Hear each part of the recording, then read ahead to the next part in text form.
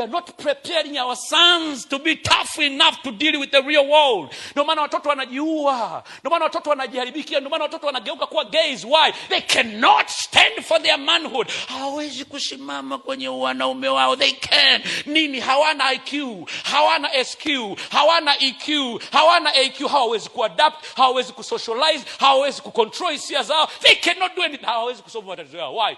Paka kiatu unamfungia. Sisi wa zamani tunajua ilikuwa ni heka. Shuleni mtu akikuzingua unaambia puta hapa.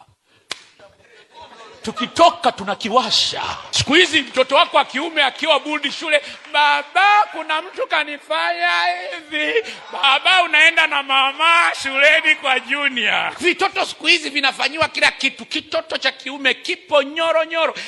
Kinakula balaa, kinakula saa 12, kinakula saa 3 asubuhi, kinakula saa 5, kinakula saa 7, kinakula saa 11, kinakula saa 2 usiku.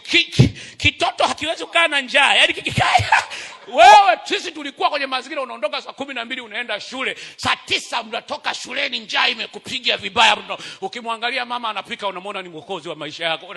Tuko hizi vitoto vya kiume vinashika remote nyumbani. Daddy, I want a Cocomelon. Bando lako, kifurushi chako, kingamuzi chako, TV ya inchi 65 ya kwako, kochi lako. Unamuomba Junior kuangalia TV Junior. Naomba niangalie taarifa ya habari. Na Junior